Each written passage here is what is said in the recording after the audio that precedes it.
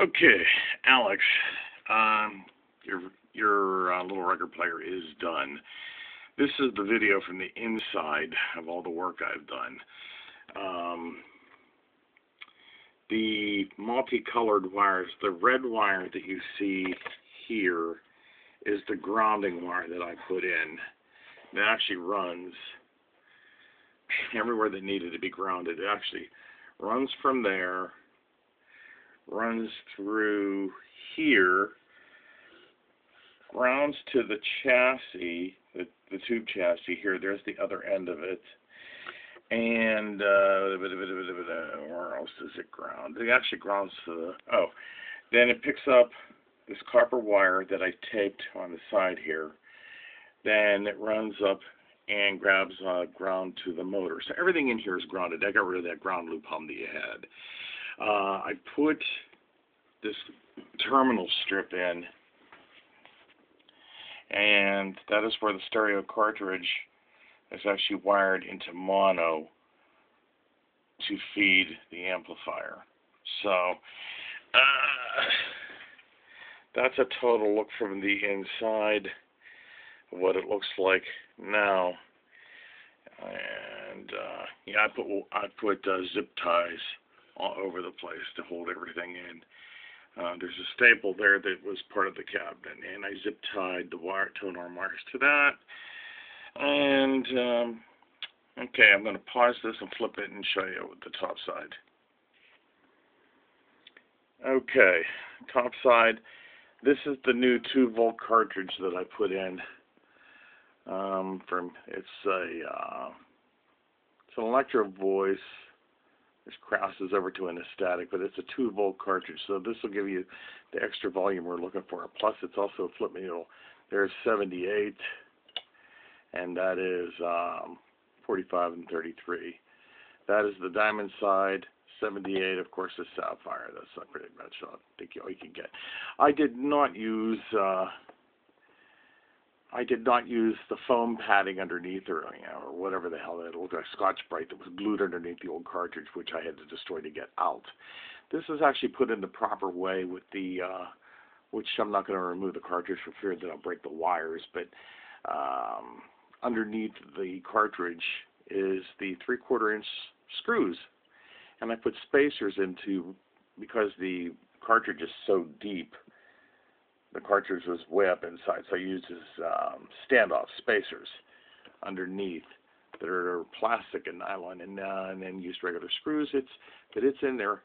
It's in there, solid. It ain't going anywhere. So anyway, with that, oh yeah, I wanted to also show you. I tore the platter completely out of the units, and I'm going to kind of get it between speeds here to give it a free spin.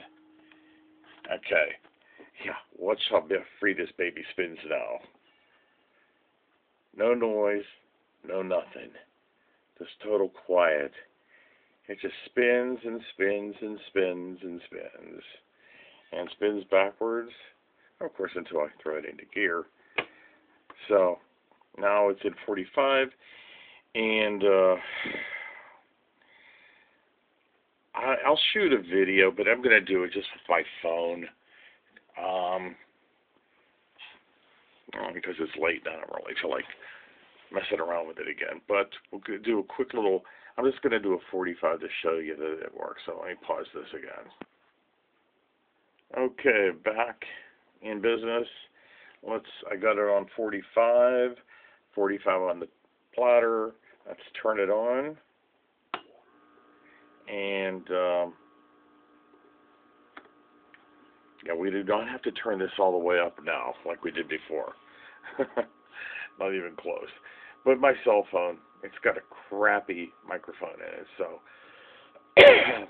But let's see here.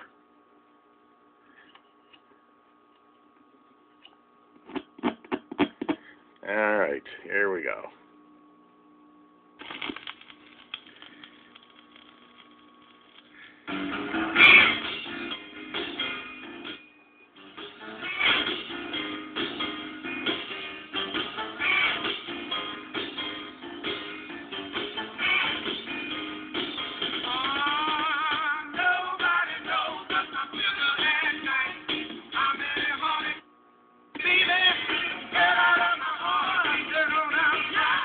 And this thing's got lots of volume now.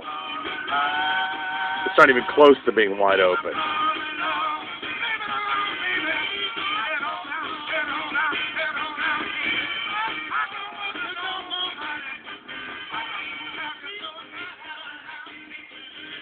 And the reason that I used a stereo cartridge instead of a mono cartridge is so that you can play stereo records on this. Which I played something with a lot of bass, which I will do. I'm going to pause this again. Okay, yeah, this has tons of bass, and I'm going to just play a snippet of it so the copyright Nazis don't come after me. But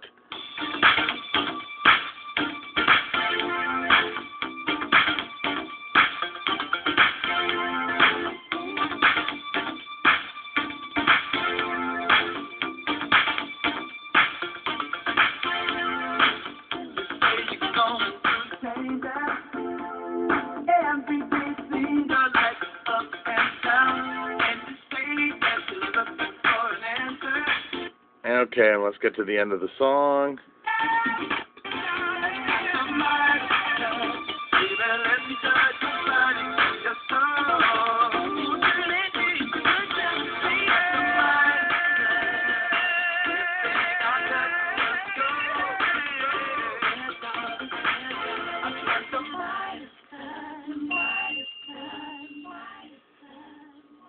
And by the way, I did play this song from beginning to end.